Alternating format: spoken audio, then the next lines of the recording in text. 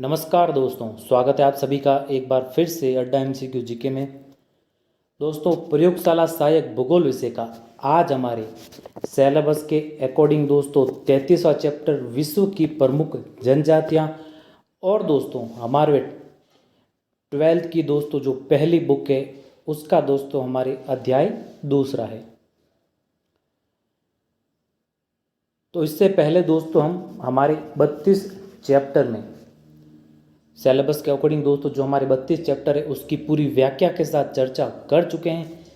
अगर वो वीडियो आपने नहीं देखे तो लैब असिस्टेंट जियोग्राफी नाम से प्लेलिस्ट बनी है इस चैनल पर, आप जाकर दोस्तों इन वीडियो को देख सकते हैं। तो शुरू करने से पहले अगर आपने इस चैनल को सब्सक्राइब नहीं किया है तो इस चैनल को सब्सक्राइब कर लें, पास में स्थित बेल आइकन को दबाएं ताकि समय समय पर आपको अपडेट मिलते रहें। तो बिना देरी के दोस्तों शुरू करते हैं आज के हमारे पहले प्रश्न के साथ। और 33वां चैप्टर दोस्तों हमारे इसका पहला प्रश्न है कि निम्न को सुमेलित करो। तो दोस्तों इस पंक्ति में तो दे रखे हमारे जो प्रमुख प्रदेश है और इस पंक्ति में दे रखे हैं दोस्तों ये जो जनजातियाँ हैं, यानी कि किन प्रदेशों में कौन कौन सी जनजातियाँ पाई जाती है। तो ये सभी आपके सुमेलित है और पहला ही प्रश्न दोस्तों आपके इम्पोर्टेंट प्रश्न है, तो इसको थोड़ा ध्यान में रखिएगा। ये प्रश्न आपके परीक्षा में पूरी संभावना है आने की। तो पहला है दोस्तों कि ध्रुवीय व ठंडे प्रदेशों में यहाँ पर कौन सी जनजातियाँ पाई जाती है। ये पाई जाती है दोस्तों एस्किमो, सेमोइडस और याकूत। और विषुवत रेखीय सघन वनों प्रदेशों में यहाँ पर पाई जाती है पिग्मी, सेमांग और सकाई। और उष्ण शुष्क कालाहारी मरुस्थल इन क्षेत्रों में आपके बुशमैन जनजाति पाई जाती है। और उष्ण कटिबंधीय घास क्षेत्र में आपके मसाई और बद्दू जनजाति। और समशीतोष्ण कटिबंधीय घास के क्षेत्रों में दोस्तों आपके किर्गिज। और दुर्गम पहाड़ी व पठारी क्षेत्रों की बात करें तो यहाँ पर आपके भील, गोंड और संथाल, मीणा और मागा ये जनजाति दोस्तों पाई जाती है इन प्रमुख आपके प्रदेशों में। तो इनको थोड़ा ध्यान में रखिएगा, ये प्रश्न आपके इम्पोर्टेंट प्रश्न है। तो और ये सभी दोस्तों आपके सुमेलित है। चलते हैं हमारे अगले प्रश्न की ओर। अगला है दोस्तों हमारे दूसरा प्रश्न कि मानव प्रजातियों का वर्गीकरण मुख्यतः कितने भागों में किया गया है।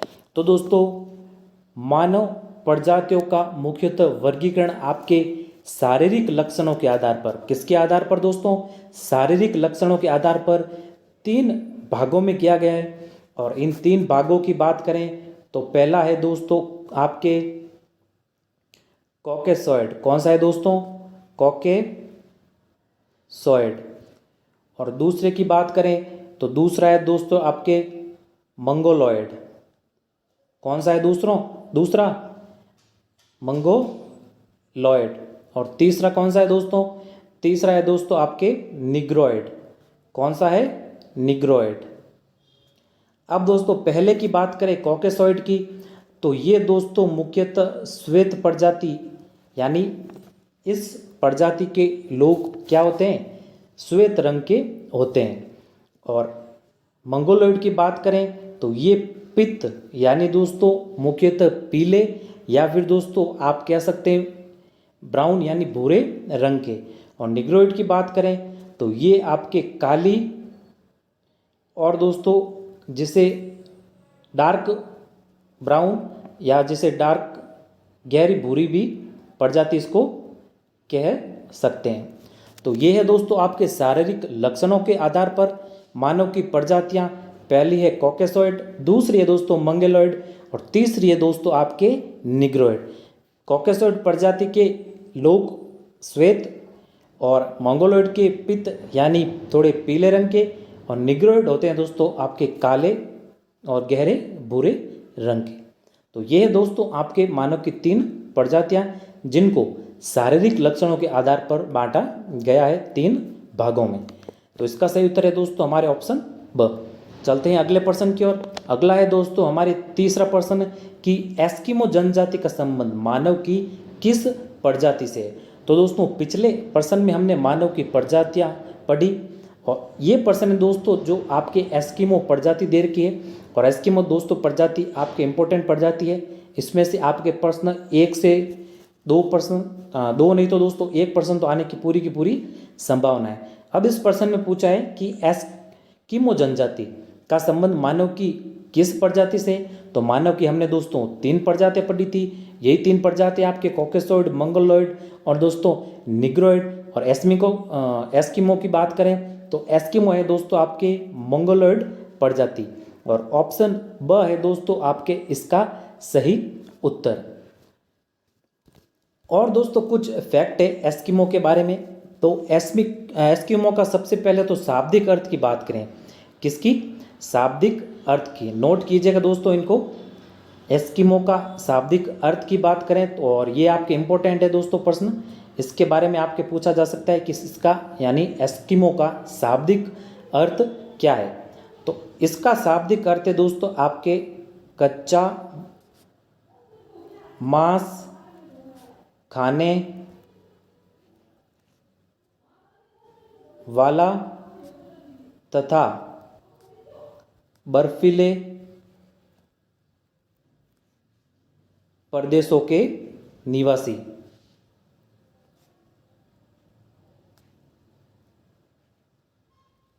एक बार और रिपीट कर रहा हूं दोस्तों, इसका शाब्दिक अर्थ यानी एस्किमो का शाब्दिक अर्थ क्या है? कच्चा मांस खाने वाले तथा बर्फीले प्रदेशों में निवास करने वाले। और इसका सही उत्तर क्या था दोस्तों? हमारे मंगोलॉइड प्रजाति के, और इसका शाब्दिक अर्थ है ये। और इनके निवास की बात करें दोस्तों कि इनका निवास है दोस्तों उत्तरी ध्रुव के। कौन से?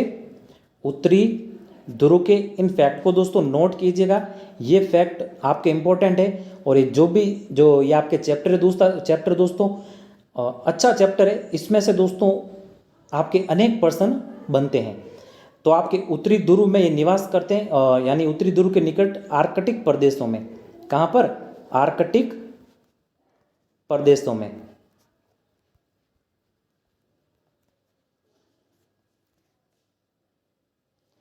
और दोस्तों ये थे आपके, और इसका सही उत्तर, इसके बारे में कुछ फैक्ट है दोस्तों, इसको आपने नोट किया होगा। और इसका सही उत्तर है दोस्तों हमारे ऑप्शन ब। अब चलते हैं अगले प्रश्न की ओर। अगला है दोस्तों चौथा प्रश्न कि निम्न को सुमेलित करो। ये भी दोस्तों आपके इंपॉर्टेंट प्रश्न है, और ऐसे प्रश्न दोस्तों आपको परीक्षा में फंसा सकते हैं। तो ये क्या है दोस्तों कि एस्किमो जनजाति के अन्य नाम अलग अलग क्षेत्रों में, और उन क्षेत्रों के अनुसार दोस्तों आपको मिलान करना है। तो ये सभी आपके दोस्तों सुमेलित है। तो ये क्षेत्र है यानी उत्तरी कनाडा और ग्रीनलैंड का क्षेत्र है।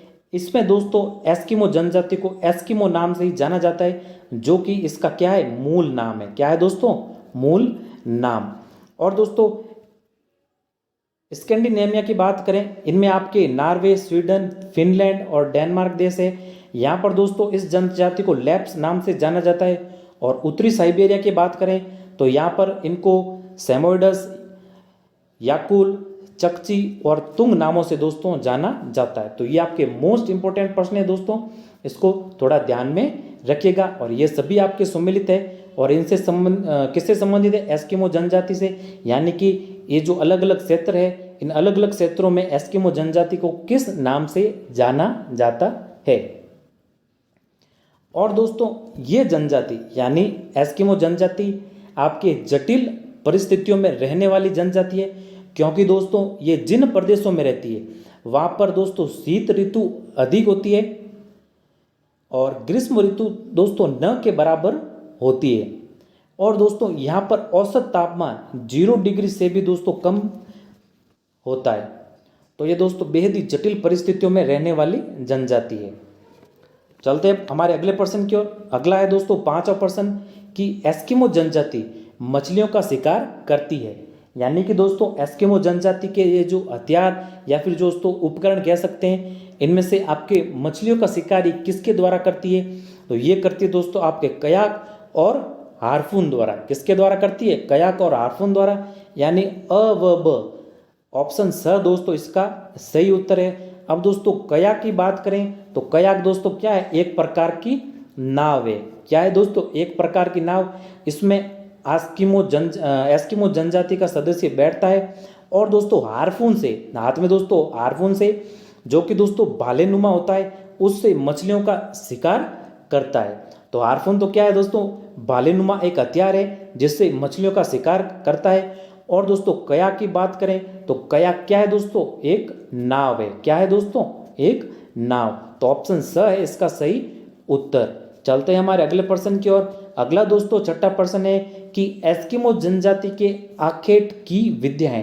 अब दोस्तों यहाँ पर आखेट का मतलब क्या है? आखेट का मतलब है दोस्तों आपके शिकार। क्या है दोस्तों? शिकार। अब दोस्तों एस्किमो जनजाति की कुछ विधियां हैं दोस्तों, यानी शिकार की कुछ विधियां हैं।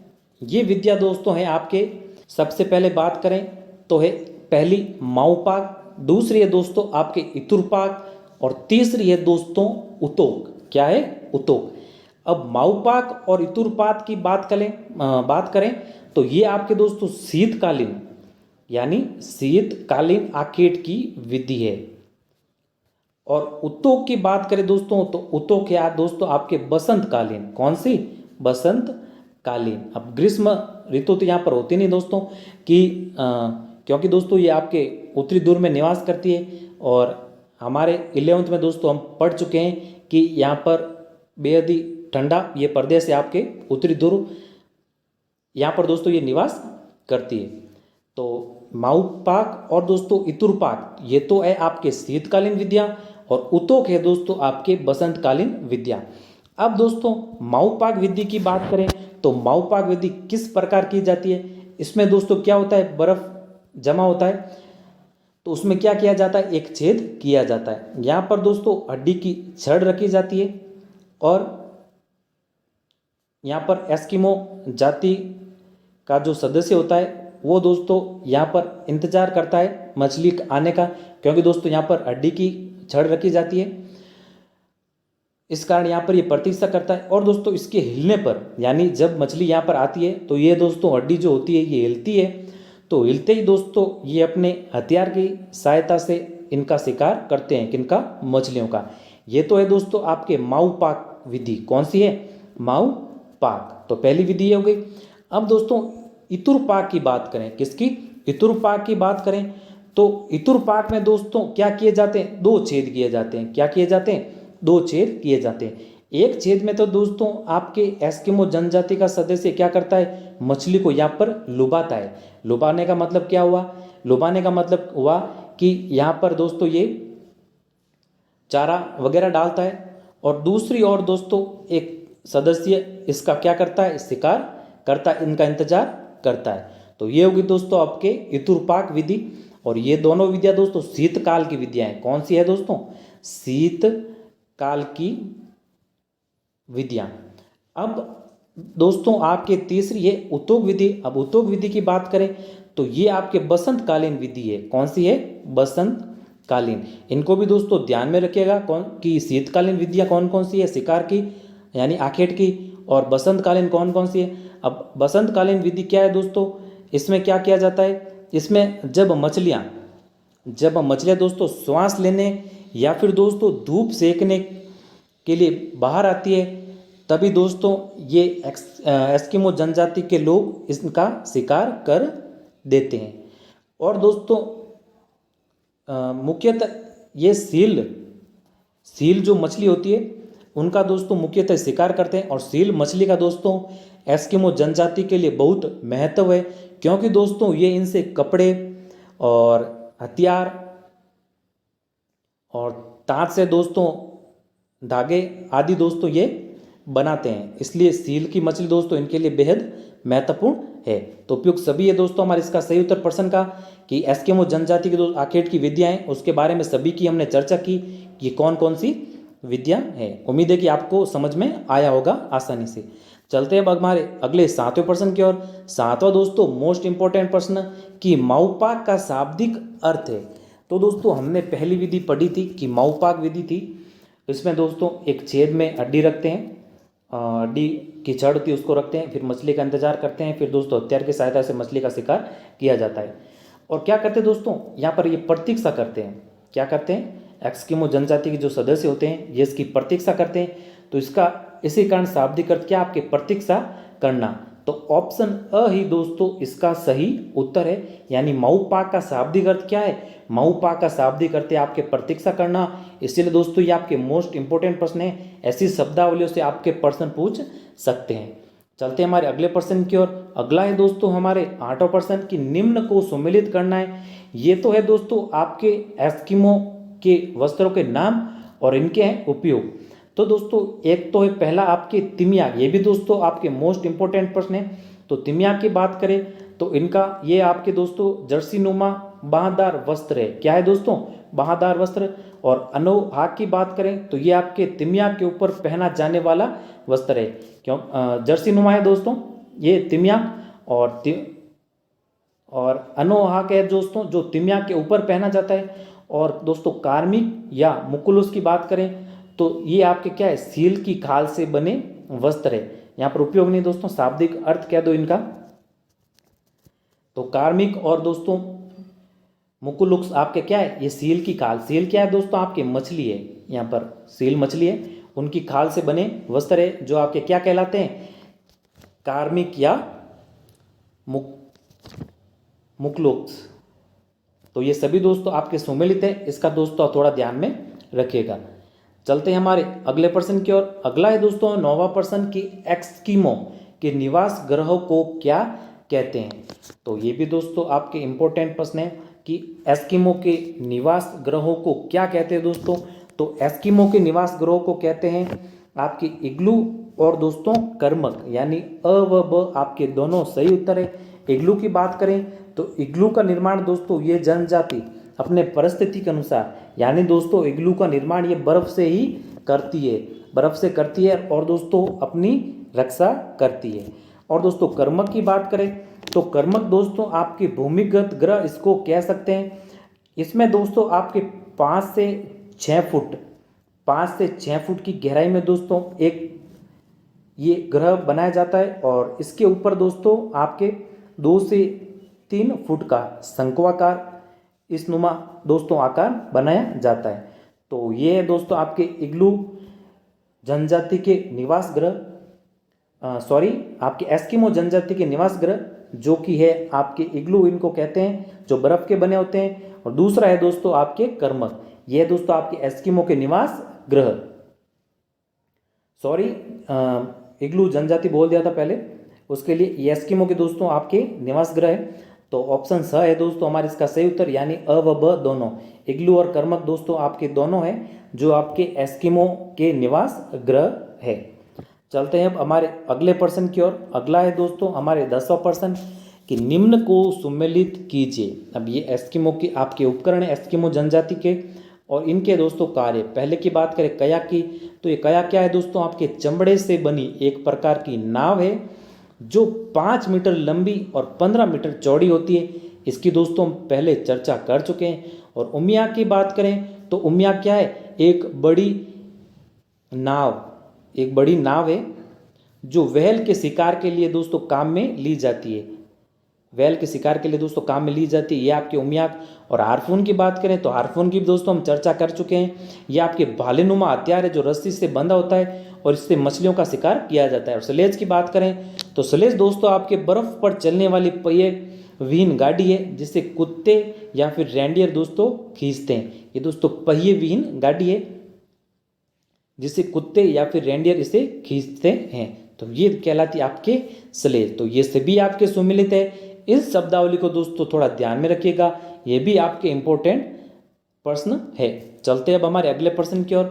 अगला है 11वां प्रश्न की एस्किमो द्वारा बोली जाने वाली भाषा कौन सी है।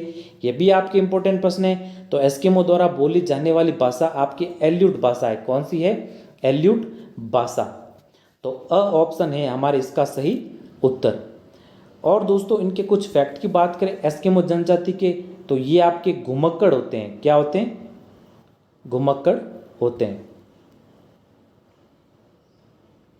और दोस्तों भोजन की कमी होने पर इस जनजाति में आपके भोजन की अगर कमी हो जाती है तो इसमें दोस्तों जो आपके असहाय व्यक्ति होते हैं वो आत्महत्या कर लेते हैं, ताकि जो इस जनजाति के युवा वर्ग है वे भूख से वंचित न हो, यानी भूखे वे न रहें। इसमें असहाय या फिर बूढ़े जिनको कह सकते हैं, वे क्या कर लेते हैं दोस्तों, आत्महत्या कर लेते हैं इस जनजाति में। तो इनका थोड़ा इन फैक्ट का भी थोड़ा ध्यान में रखिएगा। और इनकी भाषा क्या है, एल्यूट। ऑप्शन अ है इसका सही उत्तर। चलते हैं अगले प्रश्न की ओर।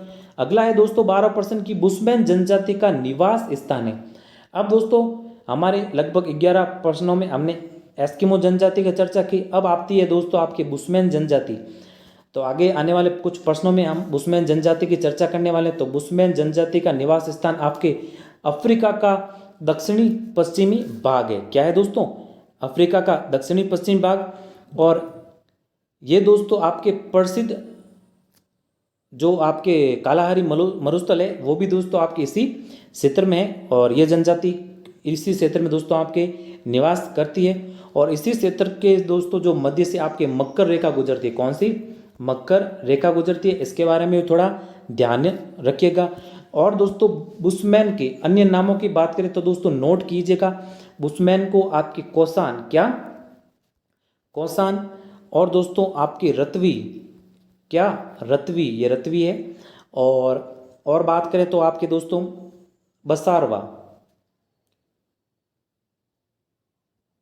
बसारवा भी दोस्तों इनको इन नामों से भी दोस्तों जाना जाता है। और ये अगर नाम भी आपको देखने को मिले आपके एग्जाम में तो आप कंफ्यूज मत होइएगा।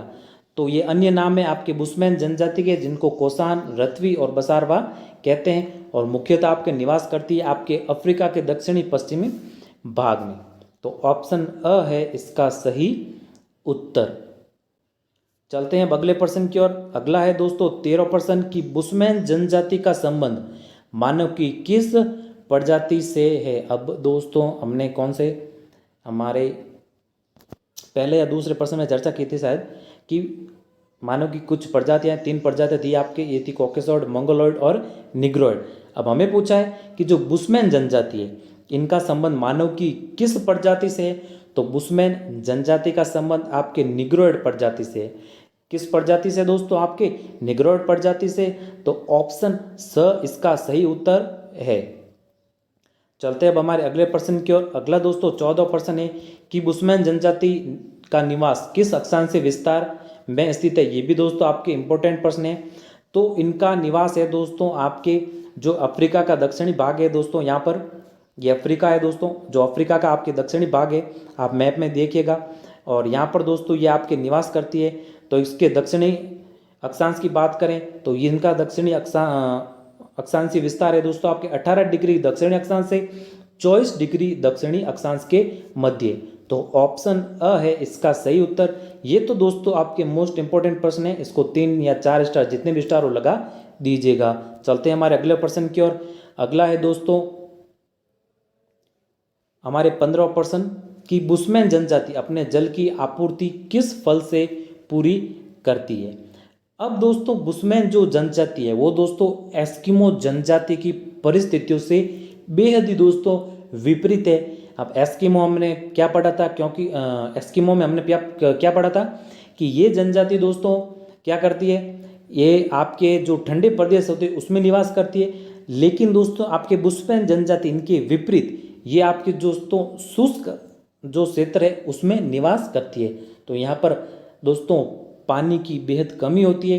तो पानी की यानी जल की आपूर्ति के लिए दोस्तों ये जनजाति पयामा नामक फल से, जो कि दोस्तों एक प्रकार का क्या है, तरबूज है, क्या है दोस्तों, एक प्रकार का तरबूज है, इससे अपनी जल की आपूर्ति करती है।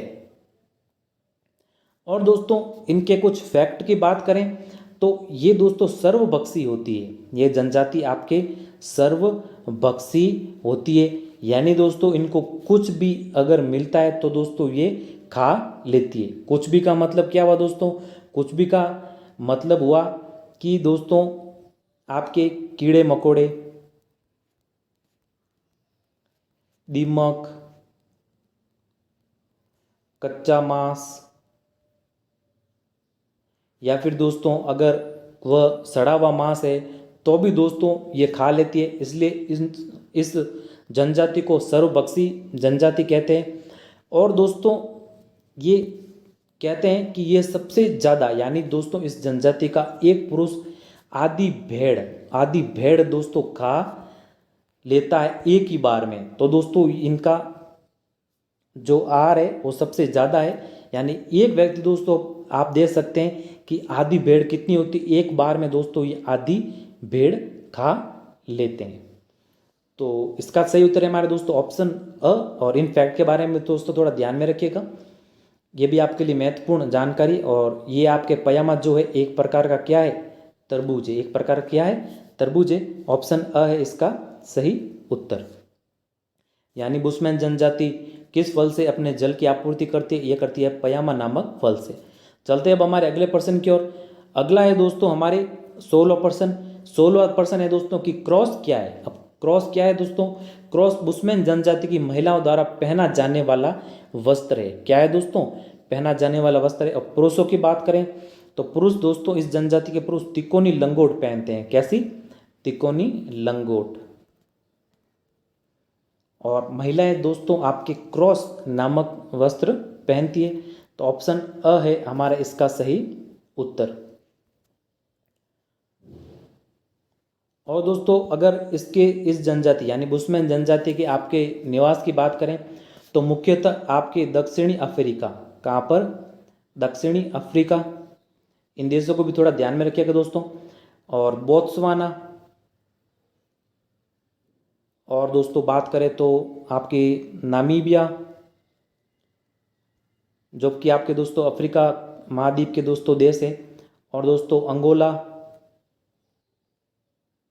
इनमें दोस्तों ये आपके निवास करती है इन देशों में। और दोस्तों नामीबिया से याद रखिएगा, ये तो दोस्तों आपको लिख लेना है कि जो आपके एटोसा, कौन सा दोस्तों, एटोसा राष्ट्रीय उद्यान, अगर प्रश्न आए कि एटोसा राष्ट्रीय उद्यान कहाँ पर है तो ये है दोस्तों आपके नामीबिया में। कहाँ पर है दोस्तों, नामीबिया में। मोस्ट इंपॉर्टेंट है दोस्तों, इसको थोड़ा ध्यान में रखिएगा आप। तो इसको भी दोस्तों थोड़ा नोट कीजिए, इन फैक्ट के बारे में भी थोड़ा जानकारी आप रखिएगा कि एटोसा जो आपके राष्ट्रीय उद्यान है ये कहाँ पर है, ये है दोस्तों आपके नामीबिया में। और इसका सही उत्तर है हमारे ऑप्शन यानी क्रॉस क्या है, क्रॉस है दोस्तों आपके बुशमैन जनजाति की महिलाओं द्वारा पहना जाने वाला वस्त्र। और पुरुषों की बात करें तो ये आपके तिकोनी लंगोट पहनते हैं। चलते हैं अब अगले प्रश्न की ओर। अगला है दोस्तों आपके 17वां प्रश्न की राजस्थान की जनसंख्या, यानी राजस्थान में जनसंख्या की दृष्टि से भील जनजाति का स्थान है। अब दोस्तों आपकी आती है भील जनजाति। कौन सी जनजाति, भील जनजाति। दोस्तों एस्किमो और दोस्तों बुशमैन, एस्किमो और बुशमैन की दोस्तों हमने चर्चा की। ये दोस्तों भारत के बाहर, कहाँ पर, भारत के बाहर निवास करने वाली जनजाति है। और भील की बात करें तो ये भारत में, कहाँ पर, भारत में निवास करने वाली दोस्तों आपके जनजाति है। तो इसको भी थोड़ा ध्यान में आप रखिएगा। अब हमारा प्रश्न है कि राजस्थान में जनसंख्या की दृष्टि से भील जनजाति का स्थान कौन सा है। तो दोस्तों राजस्थान में जनसंख्या की दृष्टि से आपके जो भीलों का जनसंख्या की दृष्टि से स्थान है दोस्तों आपके भील जनजाति का दूसरा। कौन सा है दोस्तों, दूसरा स्थान। पहले की बात करें तो पहला है दोस्तों मीणा जनजाति का। किसका है दोस्तों, मीणा जनजाति का। अब दोस्तों भील जनजाति की बात करें तो ये दोस्तों आपके भारत के मुख्यतः मध्य प्रदेश, राजस्थान और दोस्तों एमएच, यहाँ पे एमएच लिख रहा हूँ, महाराष्ट्र और दोस्तों गुजरात, इन दोस्तों राज्यों में ये जनजाति यानी भील जनजाति दोस्तों निवास करती है। यानी मध्य प्रदेश, राजस्थान, महाराष्ट्र और दोस्तों गुजरात। और दोस्तों पर्वतमालाओं की बात करें तो ये आपके अरावली, सतपुड़ा, विंध्याचल, इन पर्वतों में दोस्तों ये आपके जनजाति निवास करती है। कौन सी जनजाति, भील जनजाति। और इनका स्थान है कौन सा, दूसरा। तो ऑप्शन ब है हमारा इसका सही उत्तर। चलते हैं अब हमारे अगले प्रश्न की ओर। अगला है दोस्तों हमारे प्रश्न कि निम्न को सुमेलित करो। यानी कि दोस्तों ये आपके कुछ परिभाषित शब्दावलियाँ दे रखी है। इसका अर्थ क्या होता है, तो चिमाता का अर्थ क्या है यहाँ पर? इसका अर्थ है दोस्तों आपके पहाड़ी क्षेत्रों की जूमिंग कृषि। इसका अर्थ है आपके स्थानांतरित कृषि। दजिया की बात करें तो मैदानी क्षेत्रों में आपके की जाने वाली कृषि, ये आपके क्या कहलाती है? दजिया। और फला की बात करें तो फला का अर्थ है दोस्तों भीलों के छोटे गांवों के समूह को क्या कहते हैं? फला। और पाल दोस्तों आपके भीलों के बड़े गांवों को कहते हैं पाल। और गमेती की बात करें तो गमेती का मतलब क्या हुआ? जो पाल का मुखिया है उसको गमेती कहते हैं। ये तो आपके मोस्ट इंपॉर्टेंट प्रश्न है। प्रश्न पूछा जा सकता है कि पाल के मुखिया या भीलों के मुखिया को क्या कहते हैं? गमेती कहते हैं। तो ये तो आपके दोस्तों मोस्ट इंपॉर्टेंट है, और ये सभी भी मोस्ट इंपॉर्टेंट है दोस्तों, इसको भी स्टार लगा लीजिएगा। और ये सभी आपके क्या है? सुमेलित है, इसको थोड़ा ध्यान में रखिएगा। अब दोस्तों भील जनजाति से संबंधित आपके कुछ और शब्दावली हैं, जैसे दोस्तों पालवी, इनको भी दोस्तों नोट कीजिएगा। पालवी की बात करें तो दोस्तों ऊंचे पहाड़ों में, ऊंचे पहाड़ों में, ऊंचे पहाड़ों में रहने वालों को क्या कहते हैं दोस्तों? आपके पालवी। क्या कहते हैं दोस्तों? पालवी। और दोस्तों एक है आपके वागड़ी। क्या है दोस्तों? वागड़ी। तो मैदानों में रहने वाले, मैदानों में रहने वालों को क्या कहते हैं? वागड़ी कहते हैं। और ऊंचाई पर रहने वालों को क्या कहते हैं दोस्तों? आपके पालवी। तो इनका भी दोस्तों ध्यान रखिएगा। और दोस्तों जो आपके भील शब्द है, भील दोस्तों शब्द है, ये बना आपकी बिल से, बिल्लू से। किससे बना है दोस्तों? बिल्लू से। और ये द्रविड़ भाषा का शब्द है। किसका शब्द है दोस्तों? आपके द्रविड़ भाषा का। और इसका अर्थ होता है दोस्तों आपके तीरंदाज। क्या आता है दोस्तों? आपके तीरंदाज।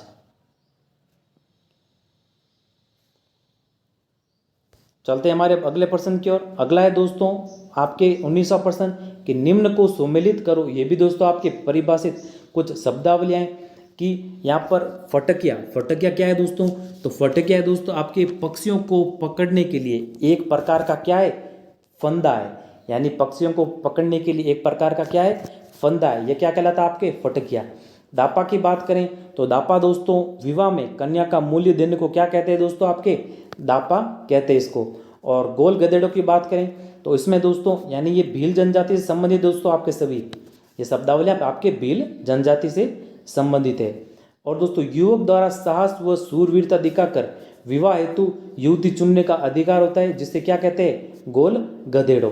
अब फायरे फायरे की बात करें, ये भी दोस्तों आपके मोस्ट इंपॉर्टेंट है। तो ये भीलों का क्या है दोस्तों? आपके रणघोष है। क्या है दोस्तों? रणघोष।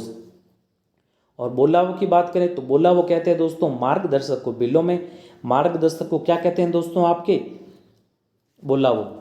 और दोस्तों आपकी महाराणा प्रताप की इस जनजाति ने दोस्तों अकबर के विरुद्ध सहायता भी की थी दोस्तों, भील जनजाति ने। इसके बारे में भी थोड़ा ध्यान में रखिएगा। तो ये सभी दोस्तों आपके सुमेलित है, इसको थोड़ा ध्यान में दीजिएगा। इन शब्दावलियों से दोस्तों आपके प्रश्न देखने को जरूर मिलेंगे। अब अगले बात करें दोस्तों 20वें प्रश्न की। 20वां प्रश्न ये भी दोस्तों आपके मोस्ट इंपॉर्टेंट प्रश्न कि बेणेश्वर मेला किन नदियों के संगम पर बढ़ता है? अब दोस्तों बेणेश्वर मेले की बात करें तो ये आपके किन नदियों के संगम पर बढ़ता है? ये बढ़ता है दोस्तों आपके सोम माही जाखम नदियों के संगम पर। और दोस्तों इसे यानी बेणेश्वर को भीलों का कुंभ, इसे क्या? भीलों का कुंभ भी कहते हैं। इसके बारे में भी थोड़ा ध्यान में रखिएगा। और ये आपके माघ पूर्णिमा को, ये बेणेश्वर मेला कब बढ़ता है दोस्तों? माघ पूर्णिमा को। और कहाँ पर बढ़ता है? आपके डूंगरपुर में। कहाँ पर? डूंगरपुर में। और किन नदियों के संगम पर? सोम माही जाखम नदियों के संगम पर। ऑप्शन अ है हमारे इस प्रश्न का सही उत्तर। चलते हैं हमारे अगले प्रश्न की ओर। अगला है दोस्तों हमारे 21वां प्रश्न कि ये जो भीलों के विवाह के कुछ प्रकार है। आपके मोरबंदिया विवाह जो दोस्तों आपके पारंपरिक विवाह है, जिसे मोरबंदिया विवाह कहते हैं। अपहरण विवाह, यहाँ पर विवाह है दोस्तों। अपहरण विवाह की बात करें, नाम से पता चलता है, यानी किसी युवती द्वारा अपहरण करके किया जाने वाला विवाह कौन सा है? अपहरण विवाह। देवर विवाह की बात करें तो किसी के पति के गुजर जाने पर देवर से विवाह करना, देवर विवाह। विनिमय विवाह की बात करें तो विनिमय विवाह का मतलब हुआ दोस्तों आपके मूल्य यानी वधु मूल्य देकर विवाह करना, विनिमय विवाह। सेवा विवाह का अर्थ है यानी युवती के घर पर सेवा करके दोस्तों जो विवाह किया जाता है वो कहलाता है आपके सेवा विवाह। और क्रय विवाह की बात करें तो ये भी आपके दोस्तों एक विनिमय विवाह है, यानी मूल्य देकर किया जाने वाला विवाह है। तो ये सभी दोस्तों आपके प्रकार है भीलों के विवाह के। और दोस्तों एक भील जनजाति से संबंधित और एक शब्दावली है, एक है दोस्तों आपकी हरियो और एक है दोस्तों आपकी रोबदो। क्या है दोस्तों? रोबदो। हरियो और रोबदो दोस्तों क्या है, इसके बारे में थोड़ा ध्यान में रखिएगा, इसको नोट कर लीजिएगा। ये आपके जो बाण होते हैं, भीलों द्वारा जो दोस्तों बाण होते हैं, ये बाणों के क्या है दोस्तों? प्रकार है। क्या है? बाणों के प्रकार है, यानी हरियो और दोस्तों रोबदो, इसको थोड़ा ध्यान में रखिएगा। तो ये सभी हमारे भीलों के दोस्तों विवाह प्रकार है अलग अलग, इनको भी थोड़ा ध्यान में रखिएगा। चलते अब हमारे अगले 22वें प्रश्न की ओर। अब जनजाति आती है दोस्तों हमारी गौड़ जनजाति। पहले दोस्तों हमारी भील जनजाति की दोस्तों हमने चर्चा की, और जो कि भारत में निवास करती है, और दूसरी भी दोस्तों आपके गौड़ जनजाति है, ये भी दोस्तों आपके भारत में निवास करती है। और भारत में भी बात करें दोस्तों तो मुख्यतः ये आपके मध्य प्रदेश, छत्तीसगढ़, यहाँ पे सीजी लिख रहा हूँ दोस्तों, इसका मतलब छत्तीसगढ़, और उड़ीसा, असम, झारखंड, तेलंगाना और दोस्तों आपके महाराष्ट्र, इन राज्यों में दोस्तों ये आपके गौड़ जनजाति निवास करती है। और दोस्तों ये आपके मुख्यतः आपके प्रायद्वीपीय क्षेत्रों में दोस्तों निवास करने वाली जनजाति है। जो प्रायद्वीपीय क्षेत्र है उसमें निवास करने वाली दोस्तों ये जनजाति है, इसका भी थोड़ा ध्यान में रखिएगा। और हमें पूछा है कि गौड़ जनजाति के विवाह के प्रकार है, ये भी दोस्तों सेवा विवाह, यानी युवती के यहाँ वहाँ पर सेवा देकर किया जाने वाला विवाह। विनिमय विवाह, कुछ लेन देन या वधु मूल्य देकर किया जाने वाला विवाह। हरण विवाह, जैसे कहते हैं किडनैप करके दोस्तों किया जाने वाला विवाह। और विधवा विवाह, यानी विधवा युवती से किया जाने वाला विवाह कौन सा है? विधवा विवाह। तो ये विवाह के आपके प्रकार है जो गौड़ जनजाति में प्रचलित है, इसका भी दोस्तों थोड़ा ध्यान में रखिएगा। चलते अब हमारे अगले प्रश्न की ओर। अगला दोस्तों 23वां प्रश्न है कि गौड़ जनजाति के मुखिया को क्या कहते हैं? ये तो आपके मोस्ट इंपोर्टेंट प्रश्न है दोस्तों कि गौड़ जनजाति के मुखिया को क्या कहते हैं? ये कहते हैं आपके पटेल और मुकादम, यानी अ व ब दोनों ऑप्शन स है इसका सही उत्तर। चलते अब हमारे अगले प्रश्न की ओर। और दोस्तों चौकीदार कहते हैं दोस्तों आपके जो कोतवाल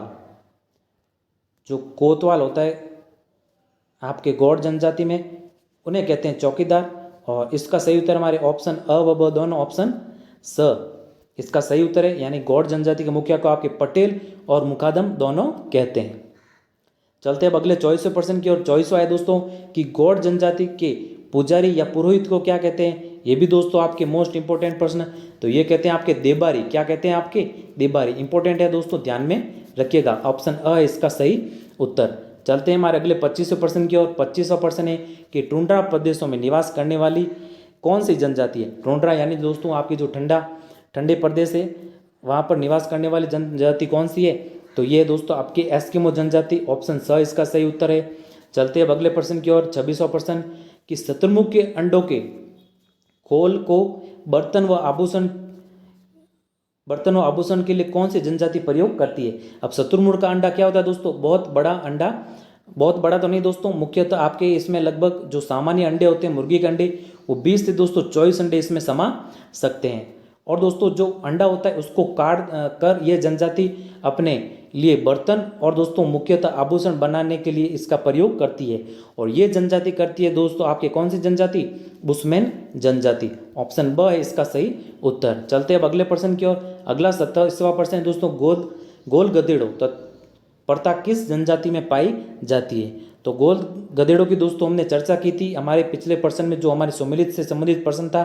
गोल गधेड़ों का मतलब दोस्तों साहस या वीरता दिखाकर युवक युवती को चुनता है विवाह के लिए, तो उसे कहते हैं दोस्तों आपके गोल गधेड़ों। ये प्रचलित है आपके भील जनजाति में। ऑप्शन ब है इसका सही उत्तर। चलते अगले प्रश्न की ओर। अगला 28वां प्रश्न दोस्तों आपके कि कोटू व कुटकी किस जनजाति के मुख्य खाद्यान्न है। और कोटू व कुटकी की बात करें तो ये है दोस्तों आपके गौड़ जनजाति के मुख्य खाद्यान्न। ऑप्शन अ है इसका सही उत्तर। चलते हैं हमारे अगले प्रश्न की ओर। अगला है 29वां प्रश्न की गौड़ों की शासित साम्राज्य इनमें से कौन सा नहीं है। तो गौड़ों का दोस्तों शासित साम्राज्य इनमें से देवगढ़ है, मांडला भी है दोस्तों, चांदा भी है, राजगढ़ दोस्तों इनका साम्राज्य नहीं है। तो ऑप्शन द है इसका सही उत्तर। हमें नहीं के बारे में पूछा है तो ये जो है इसका भी दोस्तों आप थोड़ा ध्यान में रखिएगा। ऑप्शन द है इसका सही उत्तर। चलते हैं हमारे अगले आज के अंतिम प्रश्न की ओर। अंतिम और 30वां प्रश्न है दोस्तों कि दीपा और दोस्तों पेंडा कृषि निम्नलिखित में से किस जनजाति द्वारा की जाती है। तो दीपा और दोस्तों पेंडा कृषि दोस्तों आपके इनमें से की जाती है कौन जनजाति द्वारा। तो ऑप्शन स है इसका हमारे सही उत्तर।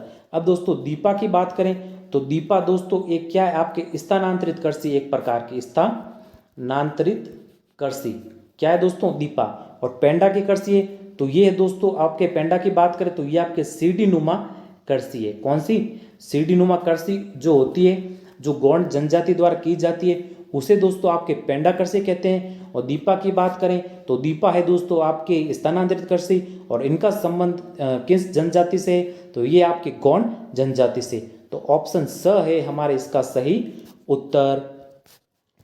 तो धन्यवाद दोस्तों, ये था हमारे जो कौन सा 33वां चैप्टर है इससे संबंधित महत्वपूर्ण दोस्तों 30 प्रश्न, और लगभग दोस्तों पूरे टॉपिक को कवर किया गया, ये कोशिश की गई इसमें, और पूरा ही दोस्तों लगभग टॉपिक कवर हो गया आपके इसमें।